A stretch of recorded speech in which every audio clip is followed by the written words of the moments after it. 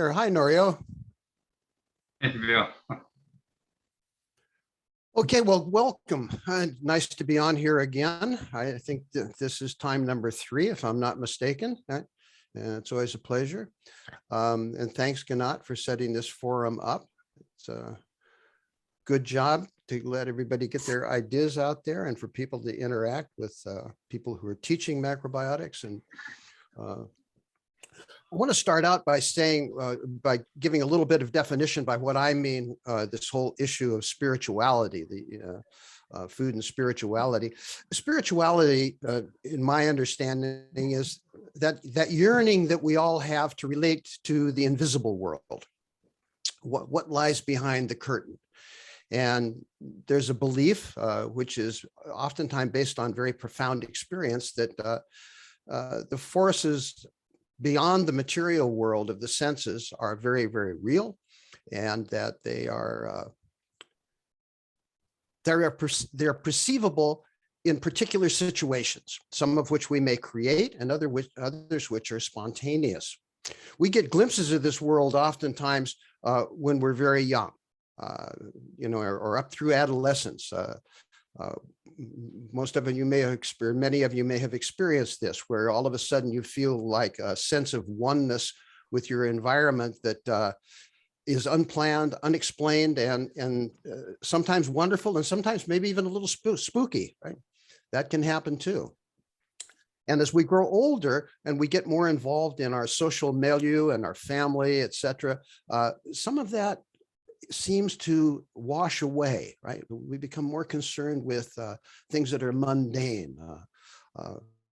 I was either fortunate or unfortunate, I have no idea which, when I was younger, because I was somewhat of a loner.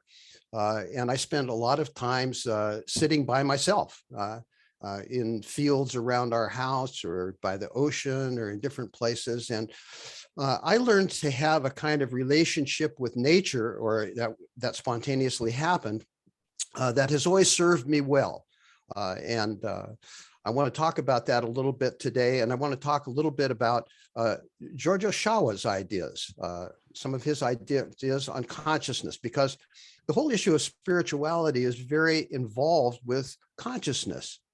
And Osawa had some very specific ideas on this, which I want to explore a little bit with you.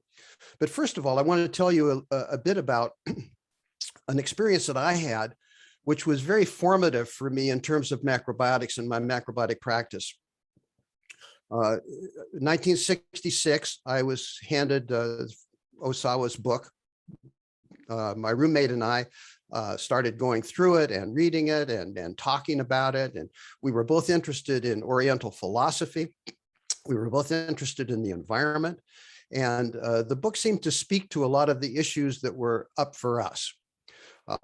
I had dabbled in a lot of different religious approaches up to then. I was 24 and I'd had an opportunity to be out in the world and meet people from different cultures and different religions, and played around with that. And I was very, very enamored of the whole shamanistic approach to spirituality that was advocated by a lot of indigenous people, and so became involved in psychedelics. And I just was experimenting and trying to find out, how do I get that sense of connectedness that I had when I was younger and bring that into my adult life?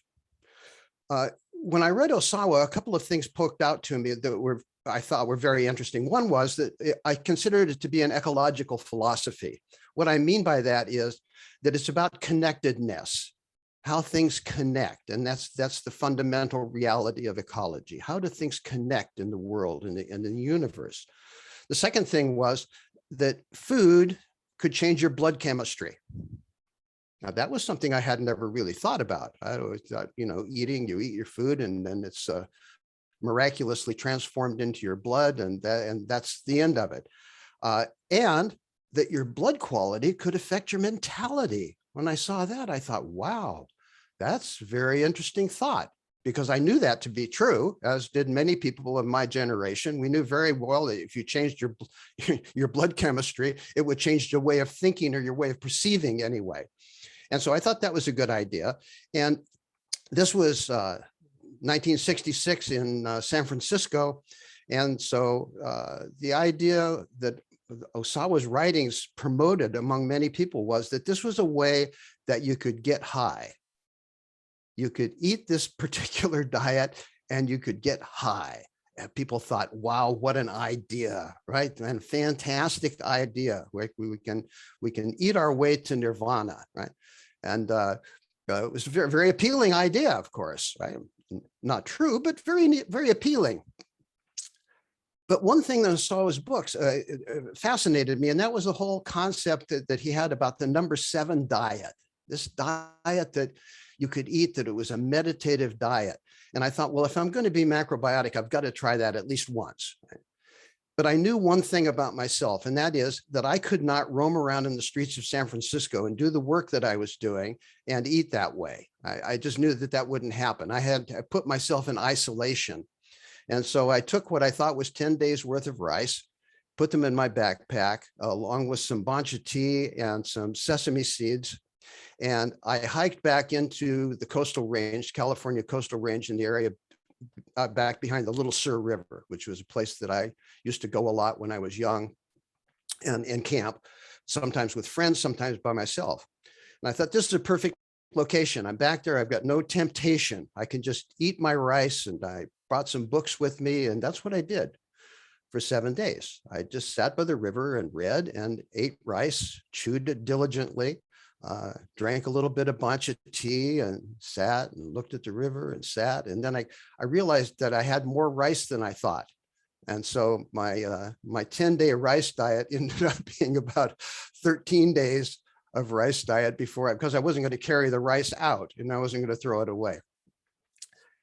What I didn't notice so much when I was in there in the mountains, because oftentimes they had kind of a meditative state when I was in the mountains.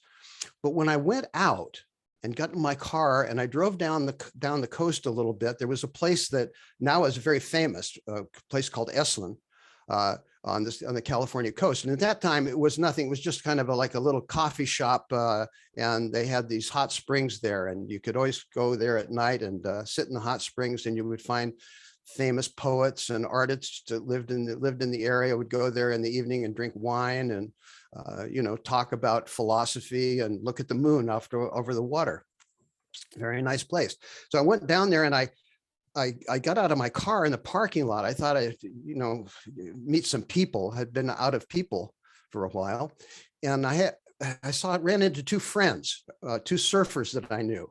And they looked at me across the parking lot and they walked over, and one of them leaned over to me and he said, "What are you taking?" And I said, "What do you mean?" And he said, "Oh, come on. What are you taking? What are you taking?" They thought I was high on something. Right? Just the way that I looked, the way that I acted. And I started talking to them and I realized, yeah, that's how I feel. I feel like very high, but in a different way from taking drugs, in a very different way. But I felt this kind of elation and connectedness, and that really hit me. That was the sales program. That was Osawa's sales program for me, right? Doing the number 7 diet and having that feeling. And ever since then, that's a reference point for me. I know very well and have known over the years, this topic has fascinated me in terms of macrobiotics, that what you eat changes your consciousness very definitely. And so I want to start out by talking about one of Osawa's primary ideas here with my screen's doing a funny thing. I've got to get here and I want to share the screen with you.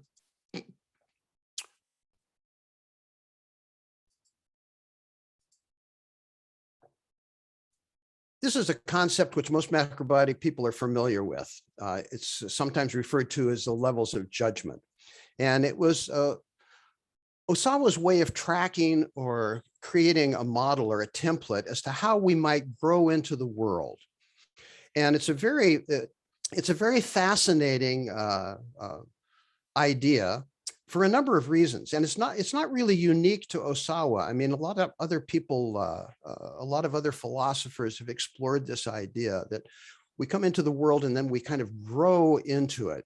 we expand our world, so to speak. The world of a child is very small in terms of the material world. And then we grow into our family, and we grow into society, and hopefully grow into the world of ideas.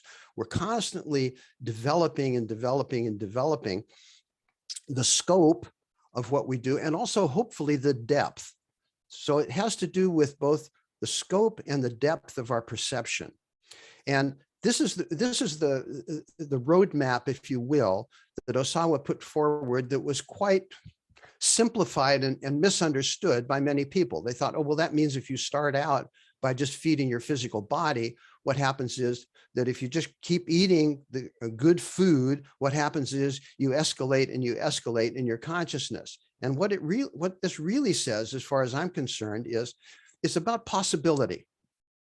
We can develop the breadth and depth of our perception of the world and our experience of the world and our interaction with the world, depending on a strong foundation. So it's that foundation, because what Osawa's writing is all about how we be. What he's basically saying is that any other conversation, any religious or spiritual conversation, or even any social conversation, is irrelevant if we don't talk about how we be, what makes us be in the world, because we have to have a body in order to experience the world. Now, some of you may disagree with that, but I consider that to be common sense. When we're talking with each other about our experiences, we're talking about the experiences that we have within this body. Some of those might be very elevated experiences, but they're experiences that we translate through our sensorial system, that we communicate via language. This is very basic stuff. And so Osawa was approaching that particular idea, and unsaid, but there all the time, is this idea. And that is that food is simply a process of spirit, a manifestation of spirit. However, whatever language you use for the cosmic energy, the Tao, whatever, that energy creates everything material in the world. It creates the sun, the minerals, the atmosphere, the microorganisms that are in the soil. And that is translated and transposed or transmuted by the vegetable kingdom. So no matter what you eat, it's the vegetable kingdom that makes that transition. That's that autotropic relationship that plants have with the environment, where they can take all of those, the minerals and the water and the atmosphere and all of that, and through the process of photosynthesis can transmute that into the carbohydrate, the protein, the minerals, the vitamins, the oxygen, the fats, everything that we need in order to survive as a biological being. So that's there, and we can't afford to forget that. To make a separation between the material world and the spirit world is a very dangerous, I feel, dualism, because that's what it is. It's a dualism. We're saying, and you hear this a lot in some spiritual writing, that somehow the spirit world is out there somewhere. It's out there. That's out beyond reach. Or we'll get it after we die. That's a good one. I always like that one. You get it after you die. If you take care of yourself here, you'll get it later. But it's not here, right? And if we assume that heaven was here on earth and we treated the earth like heaven, we would probably advance greatly, don't you think? I do. Then we have this. What do these levels, or so-called levels of judgment, their consciousness, what do they mean? Well, they're very simple here, and some of you will realize that I've captured a little bit of Abraham Maslow in describing this. But when we talk about those lower only in a list, right? Those fundamental levels of development of consciousness, we're talking about the things that have to do with ourselves. You could say this is the ego-based life. This has to do with our physical needs. What do we physically need? It has to do with our sensorial world, how we gain pleasure or how, in the world around us, and our emotional security, which also has to do with pleasure, but it has to do with pleasure associated with people, right? And security, all of those things that are ego-based. And those are very important. They're fundamental to the process. Then we have this development into the conceptual world, the world of ideas. What kind of ideas are we exposed to, and what kind of ideas do we accept as being valid? And how do we take those ideas that we think are valid, and how do we prove them out in our own life story? Or like Osawa said, non credo. I don't believe it, but if I experience it, that's different, right? So the disbelief is, the potential for disbelief is in the idea. So we're surrounded by ideas all the time. And the ideological world is the world of others, right? The world of philosophy, the world of ethics, of integration with other people, the relationships, the service to other people. Now, what does that have to do with food? Well, actually, it has a lot to do with food, right? For instance, if we started out at the base of that pyramid or that spiral, the physical needs is simple food. Our nutritional needs are actually very simple. We like to make them complicated, but they're not, right? We have very simple needs. It's interesting when we look at our physical needs, we put ourselves aside from all the rest of the animal kingdom. You don't have conferences of elephants getting together and deciding whether they should become carnivores. You don't have conferences of tigers deciding whether they should start eating more root vegetables. Animals know what to eat. We have some animals that live in the field behind us, and sometimes we put out little gifts for them, little leftovers or vegetables that maybe have gone a little bad or something. We put them out there, and it's very interesting because they choose what to have and what not to have. They're very choosy. They know exactly what to have, right? They come up and they sniff something and they say, like, I don't like that, right? We found out they don't like daikon radish, for instance. They just take one sniff of daikon radish and walk in the other direction. Right? On the other hand, if we put an ear of corn out there, they'll spend the night even eating it. So this simple food, sensorial food, comfort food. This sensorial world is filled with comfort. And there's no reason why we shouldn't enjoy the food that we eat from that level of just complete sensory enjoyment. That's what we like. People even talk about having comfort food. It's food that makes them comfortable. It's comfortable on a cold winter day, for instance, to have a particular kind of soup. It's comforting on a hot summer day to have a salad, perhaps. Those foods that bring us a particular kind of balance that make us just feel comfortable within ourselves. But then we get into some problems here because a lot of food is emotional. And the way that food gets used emotionally is for distraction or for stimulus or for sedation. So we find when we're eating from an emotional point of view, that sometimes we may choose things in order to change our mind, literally. This is where the big switch happens here. People find themselves depressed, and so they look in the refrigerator and they find out that there's an old carton of ice cream in the freezer compartment, and they just sit down and eat the whole damn thing in one sitting. Why? Because they were depressed and they just wanted to get in a little sugar high in there.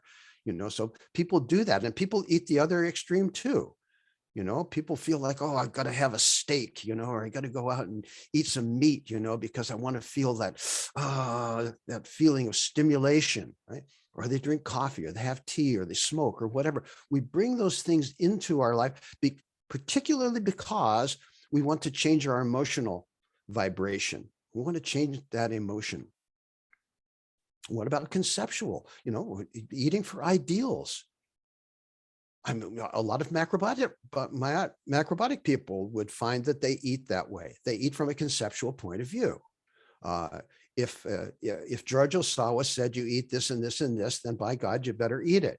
You know, if Michio Kushi put this food in a dietary plan, you better do it because authorities said that that's what you do. So, or I got to have vitamin pills every day because science gets involved in here. Did you get enough protein? One of the most common questions that I've been asked in my career as a health counselor is, am I going to get enough protein? Well, the person that's asking the question usually has absolutely no idea what a protein is. They could just as easily say, when are the fairies going to dance on my forehead? Because it doesn't make any difference. They don't. You could tell them almost anything and they would believe it, right? Because it's all about concept. Where am I going to get my vitamin C? Where am I going to get my calcium, et cetera, et cetera, et cetera? So those kind of questions, that's eating from a conceptual point of view. And I always tell students, whenever you're looking at George Osawa's 7 levels of anything, pay special attention to number 4, because that's usually a trigger. That's where things flip, right? So the conceptual area of eating, that how do we take an idea and use it to inform what we eat or not? That's a very important thing, because what I find is, is that a lot of times people will eat from that conceptual point of view and not get good results from it, because they're completely dependent on somebody else to tell them what to do. You tell me what to do. And this is something that was very important in Osawa's work, and also very important when I first started macrobiotics and started studying with Michio particularly. There wasn't any such thing as a consultation. Everybody was expected to try to understand the philosophy and apply it in their own life. How do I apply that to myself? Not how do I get somebody else, how do I pay somebody else to tell me what to do, right? See, that would be considered cheating, right? How do I do it myself, right? Are you going to have problems? Well, certainly you are, but you will learn in the process. Cultural eating, eating for social benefit, for society. How do we make our food choices in a way that serve society? Or do we depend on tradition? A lot of people say, well, this is tradition. In fact, a lot of macrobiotic people will say, well, there's a tradition of macrobiotic eating. I have to eat according to that tradition. Well, macrobiotics has only been around for a very short period of time. That's hardly a tradition. And if we look at traditions from different cultures, oftentimes we're picking and choosing what we take and what we leave behind, right? We're cherry picking the culture. So does anyone think that present day macrobiotics has anything to do with traditional Japanese eating? Not very much, except from the use of particular condiments. No, I mean, yes, miso, tamari, and tofu, maybe, if we move down to Indonesia, we're getting tempeh in there, and we get a few other foods. But aside from that, my understanding is that that's very divorced from everything except very wealthy eating in Japan traditionally. It's certainly not the food that farmers ate, right? That's a different story altogether, right? So we follow tradition mindlessly. Ethical eating. Ethics is a very big issue around food, particularly now. Is it ethical to eat food that deprives other people from food, for instance, as an idea that informs? Is it ethical to have to kill animals all the time in order to eat? Well, that's an ethical issue, right? So these are ethical issues. And those issues are not ethical in a sentimental sense. These are ethical issues in terms of what serves all of society and what serves the ecology, the environment of the world that we live in. So all of these things are important. Now, if you expected that I was going to say anything about eating for transcendence, you can forget that right now. Because first of all, I think that it's almost impossible to talk about transcendence using words. Words can't describe a balance. because all the words are gone. It's an idea that you get very strongly in Taoism. In fact, there's some translations of the Tao that say, if someone tries to explain the Tao to you, in other words, the order of nature, run away, right? Get out of town because you're talking to somebody that doesn't know what they're talking about. They can't know what they're talking about. So making food choices to stimulate the potential to move beyond what we do. Now, this entails something that's quite interesting, in that it means that what we're doing is it forces us into mindfulness with the daily selections that we do. It's very easy to eat without mindfulness. It's very easy to choose food without mindfulness. Like, what do I feel like today? Well, that might be something that's based on your physical condition, but usually it's not. Usually it's not. It's just something you would like to eat, right? For some other reason, right? People say, I want to use my intuition. Well, you can't understand your intuition until you get to a baseline.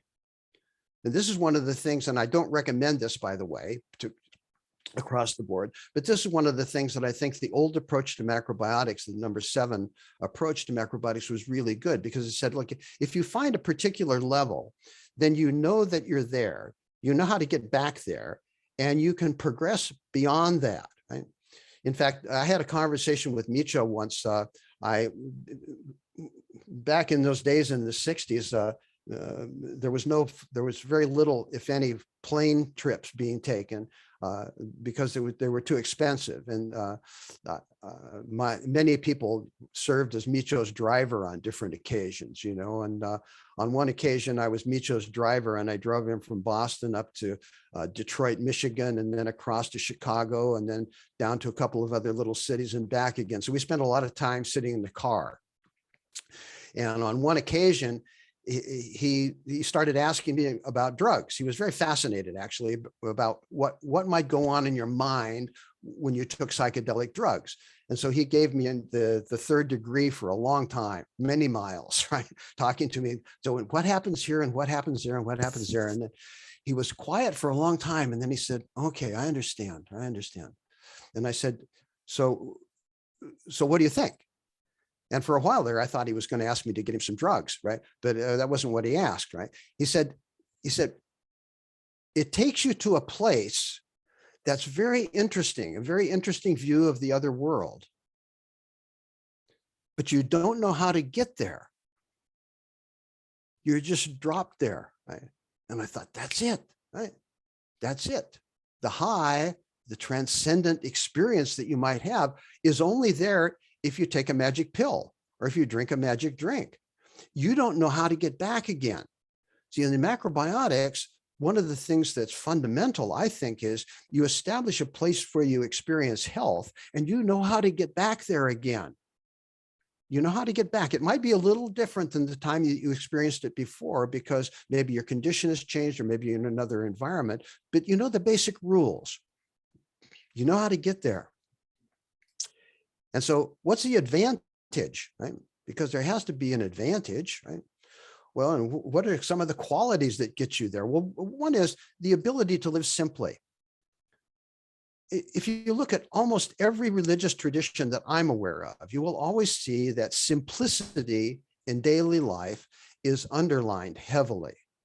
Don't get too extravagant with your life. You waste your life force. Almost, again, every religion that I know, even in the monastic practice, they follow particular dietary rules. And those dietary rules are usually very, very simple. And the further back in time you go, the more simple they become. Right? You come into modern time, modern monks of many different religions just throw caution to the wind, because all they need to do is put on the uniform and they're okay, right? Having a gratitude for life, being grateful. I mean, just think about it. When we have food on the table, how many people in the world don't have food on the table? I mean, this is such a tremendous gift to be able to go sit in your kitchen every day and have food that's there, have nourishing food, have food that's delicious.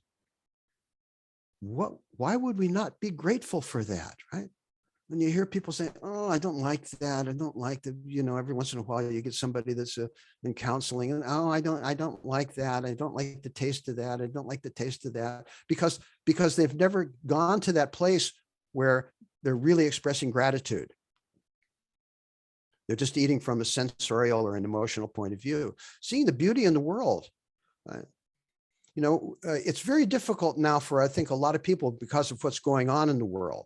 All of the things that are going on, which are very sometimes disturbing, but in this world, the world itself, nature is still there. It's still there, and there is still beauty in it. Right? As much as we're trying to burn it down or destroy it, it's still there. And if anything is to survive from the human experiment on planet Earth, it will be nature itself. Nature itself will come back and rebuild itself, even if human beings mess things up so badly that they pretty much disappear. Having faith. Faith in what? Well, faith in that spirit that moves through all things and is manifest in our own body. I think it's very interesting, if we look at present day society, what's happening, for instance, with this COVID epidemic, how little faith people have in themselves as a human being. We've allowed fear to become the dominant motivating factor in society to a very huge degree. And the faith that Osawa was talking about and that Micho talked about, having faith in the human capacity to develop and to understand, seems to go out the window very, very easily. And a lot of that has to do with our capacity to accept responsibility for our actions. We're responsible. That's the first place we visit. When there's a problem, the first stop in trying to understand the problem is, what did I do? Right? We may go down the line and we may discover other influences that were there in a particular problem, but we always must accept our own responsibility fundamentally. And that goes for the food that we eat, right? Like everything else, the food that we choose every day has effect in the world. It can't be any other way. It must. It's spirit made manifest. We get to choose what things we think are going to further the creation of a peaceful world. We get to make that decision, and we have to be responsible for that. And being of service to others, part of the whole issue of increasing our consciousness has to do with being of service and aligning ourselves with nature. Osawa talked about this a lot, in the mood of justice. Osawa talked about this a lot, and he described it as being understanding that nature has its own laws, and we should support those laws. And that's a very difficult thing to do, because sometimes we don't like the outcome, right? But we have to understand that if something is a result of a natural process, right? We have to support it, because that's nature in action. That's the universe in action. Now, I want to cut off here for a minute, because I want to have a couple of minutes here at the end for people to ask any questions or give any feedback. I wanted to close with this quote from Rachel Carson, who's one of my great heroes in life and one of the people who I really admired. I believe natural beauty has a necessary place in the spiritual development of any individual or society. I believe that whenever we destroy beauty, or whenever we substitute something man-made and artificial for a natural feature of the earth, we have retarded some part of man's spiritual growth. Absolutely. When we go against nature, what we're doing is we're losing our faith. When we go against nature, we're taking ourselves out of spirit, because that is our home. And if we don't understand that, then everything else that we say or do is sort of meaningless, right? And George Osawa, justice at first glance would appear to have no connection with diet. This is misleading, for diet is justice, and justice is diet. What you eat is what you get. No, there's a relationship there which is undeniable. Are there other things that are involved with expanding our consciousness? Well, of course there are, right? But if we don't take care of what lies at the foundation, it's like building a house on sand, right? You can build a very beautiful house, and if you don't have the foundation right, it's going to go away at the first hurricane, right? The first breeze. You have to lay the foundation in.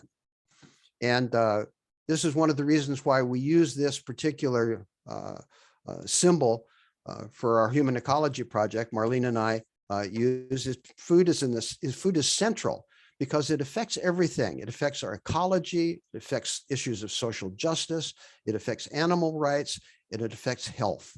And health includes spiritual health, because that's what it means. That's when everything is together, unified.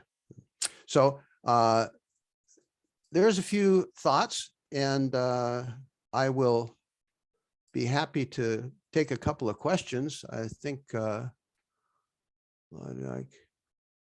help me, I can't get out. Where am I? Okay, anyone have any feedback or any questions or anything they'd like to throw into the pot? I have a question if no one else is jumping in first. You use this phrase, Bill, something like how I be. Yeah. And of course, that's not English. So I'm wondering what does that mean? How I am? Well, what do you mean? Yeah, but it's being. Am is sometimes describes behavior, right? Being is what we are, what our material reality, right? And so it's not proper English, but I'm oftentimes accused of that, right? But well, it depends, because in certain kind of slang speaking, it is how you be, right? That's right. How do you be, right? You be. And I think that's a fundamental question that Osawa proposes to us. He says, you've got to think about your being first, right? Your being first, and then you can talk about all of the other things. This is an idea that also Erich Fromm, who many of you are probably familiar with, the great philosopher, psychologist, has said, one of his books is called Having or Being. Do you want to have or do you want to be, right? And he described the current culture, which, my God, I think they wrote this in the 1940s, late 40s or early 50s, right? He was describing a pathology, a sickness, an illness, a spiritual illness of people wanting to have rather than being. Right? How do I get more stuff, right? I want to collect stuff, but that's not being, that's having, right? No, and so we start to identify our worth within society, and our worth to other people, our worth to ourselves, by what we have rather than who we be. Yeah, that's good. And it's really well used. Now I understand. Yeah. Good. Anyone else? Yeah. Thank you, Bill. I enjoyed your talk. Thank you. Real inspiration for me, even, really being embedded in the Macrobiotic movement. So I'm happy that you're out there. And all the work that you do for the environment. And I read with Osawa that he was involved with this secret magical society. I don't know, like years ago, I was researching him, but I can't find that. Do you have any take on that, or? No, I have to admit, there's a lot of rewriting of history that's happening lately. I think, over the past couple of decades, with Osawa was a communist, and he was this and he was that. And, quite frankly, I don't think anybody knows. I think they're just blowing off steam. If you want to know about Osawa in English, the English written word, Ron Koch's Macrobiotics yesterday, today, and tomorrow is still available on Amazon. You can get used copies of it. And he talks about Osawa a lot because it was his doctoral thesis. He just rewrote it in a popular form. He wrote it on Osawa and that period in Japan when Osawa was most active.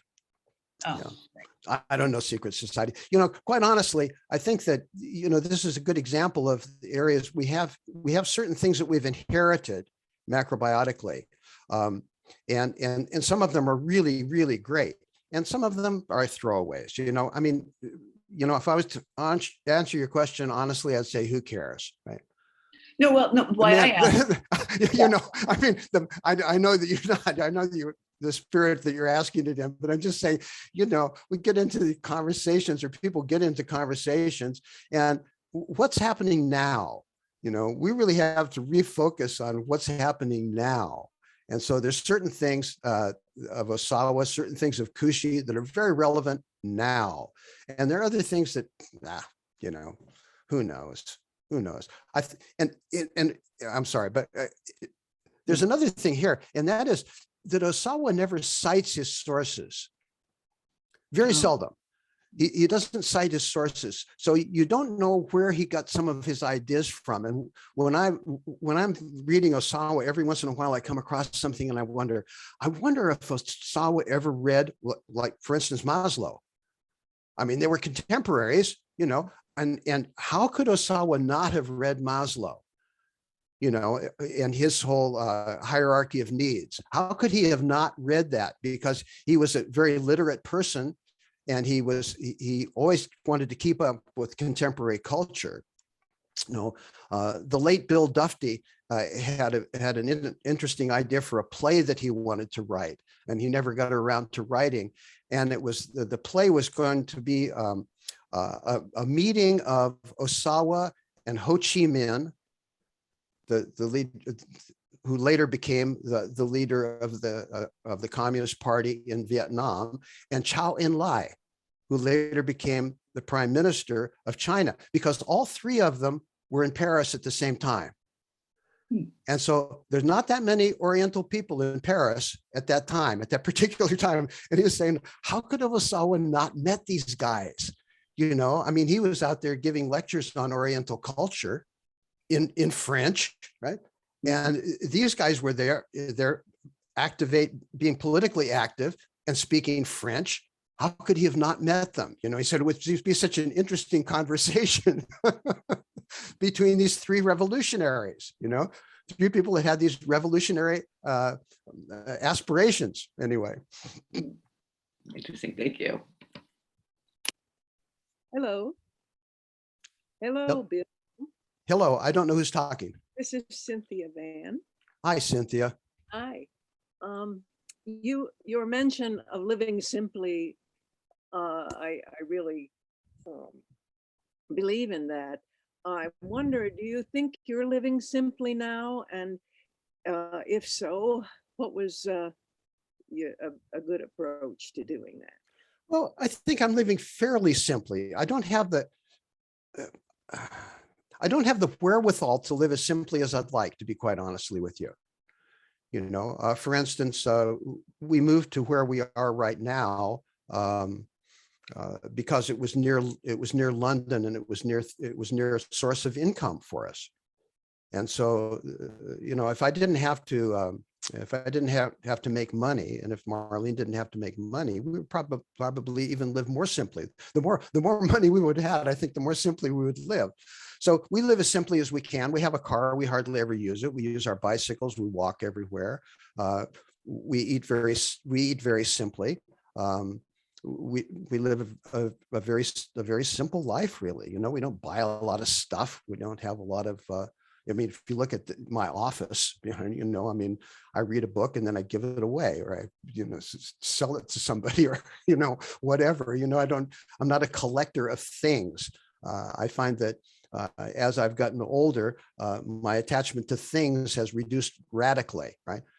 So I don't want a lot of stuff around me in my life. So in that sense, but do I live a monkish existence? No.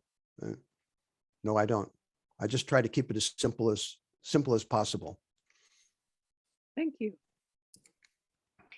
Hi, Bill. I have a question for you. Hi, Donna. Clifford, how are you? Good. You talked about the number 7 diet. Yeah. Now, when macrobiotics first came to the US, it was in the days of hippies in the 60s, and it was a more expansive time in our evolution, and maybe rice made more balance with psychedelics and the time that it was. And where we are now is more stressful and more young. Yeah. Do you think that the number 7 diet would be as beneficial today as it was then? Well, I never accepted the number 7 diet as a diet for life. Right. I think it was like considered as like a meditation An experiment. diet. And I have to be honest, I haven't done it in years. Right. Yeah. I used to do it every once in a while, and I thought, it was educational. It was an educational experience. But I know that for a lot of people, that's probably not a great idea, because I've always been, particularly in the first time that I did it, as I said, I was in a supportive environment, and after that, when I moved to Boston, I did it a couple of times. I was living in a study house, I was working at the little Erewhon store, and there's nothing to do, so I didn't have any work that I had to do while eating that way, so eating, using the number 7 diet, you're not going to get a lot of work done, or that's the way I've experienced it. So but I do think that eating simply for periods of time is really a good idea, and I think that the whole issue, the whole dietary issue that you talk about things being more young, the key there is just more vegetables. You just have to eat more vegetation. That's all. I think and I think that most people agree with that, whether they're vegan or not vegan. Most people agree we need to have more vegetables in the diet. So from a dietary point of view, that needs to be widened out. But yeah, that's the only thing. Thank you.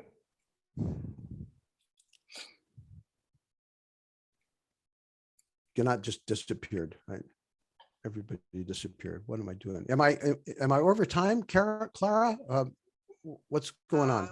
We have 12 minutes, and this has been fascinating and wonderful, and I hope there are more questions. I'm still recording. So if anybody has any more questions, that's great. And if not, we'll call it an afternoon. Okay, we'll call it an afternoon then. Thank you very much. Thank you all for listening. It's nice to see you all and have you all participating. Norio, I'm going to bail out, but I'll catch you on the recording. Okay. Okay, great to see you, Bill. And you too. Fantastic to see you. Okay. Yeah. thank you so much. So take care, folks. Bye now. Be well.